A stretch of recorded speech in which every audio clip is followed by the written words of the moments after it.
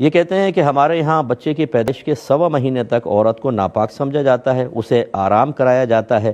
اگر وہ کچن میں چلی جائے تو اس کو ناپاک تصور کرتے ہوئے کچن نہ صرف دھویا جاتا ہے بلکہ دیواروں پہ نیا کلر کروایا جاتا ہے۔ پھر 40 دن کے بعد وہ نہا کر نارمل زندگی گزارتی ہے۔ کیا حکم شرع ہوگا؟ یاد رکھیں کہ جو بچے کی پیدائش کے بعد بلیڈنگ ہوتی ہے اس کو نفاس کہا جاتا ہے۔ اس کی کم از کم کوئی مدت نہیں ہے۔ اگر 1 دن بعد بلیڈنگ بند ہو گئی، عورت نے انتظار کیا، دن بھر میں نہیں آیا اس کو، تو پھر غسل کر کے اس کو نماز وغیرہ شروع کر دینا لازم ہوگا۔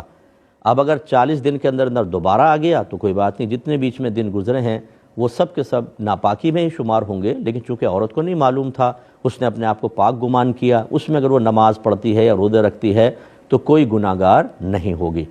اور فرض کر لیں کہ اگر اس نے یہ 1-2 دن میں بند نہیں ہوا بلکہ لگاتار چلتا رہا حتیٰ کہ پورے 40 دن تک چلا تو یہ 40 دن نفاس ہوگا۔ اب اگر فرض کر لیں کہ پہلا بچہ پیدا ہوا تھا، 10 دن کے اندر یہ نفاس بند ہوا، تو یہ سمجھ لیں اس عورت کی عادت کہلاتی ہے، اس کو نوٹ کر لینا چاہیے جب پہلا بچہ پیدا ہو۔ یا جو بھی اور بہنوں کے بھی جیسے اگر جو پچھلے سال بچہ پیدا ہوا اس کی تاریخ نوٹ کر لیں، دن نوٹ کر لیں کتنے دن نفاس آیا تھا۔ اب فرض کر لیں اگلے بچے کی پیدائش پر 10 دن جیسے پچھلے بچے کے آیا، یہ 10 دن کراس کر گیا تو ہم کہیں گے عادت بدل گئی ہے شاید، لیکن وہ چلتے چلتے 40 کو کراس کر گیا تو اگر عورت کی کوئی عادت پہلے سے معروف، اس کو معروف کہتے ہیں، یعنی موجود ہو، تو سمجھ لیجئے کہ 10 دن ہے نفاس ہوگا، باقی تمام دن جو ہے وہ بیماری کا خون ہوگا۔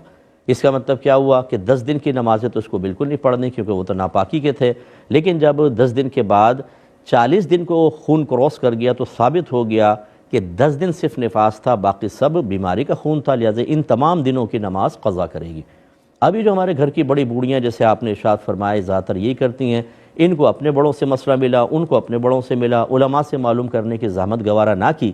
اگر بچی 1 ہفتے میں پاک ہو جاتی ہے، یہ اس کو کہتی ہیں کہ نہیں تم پاک نہیں ہوئی، تم ناپاک ہو، 40 دن تک ناپاک رہیں گی، باقی 3 ہفتوں کی نمازیں یہ قضا کرواتی ہیں۔ اور 1 دن میں 6 نمازیں ہوتی ہیں، فجر، ظہر، عصر، مغرب اور عشاء اور وطر، اس کو مستقل نماز مانا ہے۔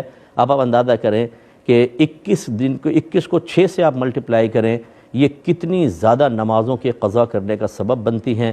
بعض اوقات اگر 7 دن میں بند ہو گیا تو اور گناہ کبیرہ، اور اس کو حلال اور طیب سمجھنا، ایمان اتنا خطرے میں ہوتا ہے کچھ حد نہیں۔ ایسی کوئی ہماری خاتون بڑی بوڑھی سن رہی ہیں تو ہمیں الٹا سیدھا سنانے کے بجائے اپنی آخرت کی فکر کریں، کیونکہ عنقریب آپ فوت ہوں گی۔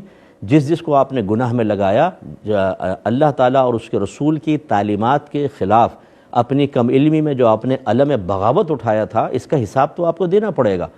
تو اس لیے اللہ کی بارگاہ میں توبہ کریں اور اپنے گھر سے اس بدعت کو باہر نکالیں۔ ایسی بچی کا ظاہر بالکل پاک ہوتا ہے، یہ ایسی نجاست نہیں ہے کہ چھٹ کر لگ جائے۔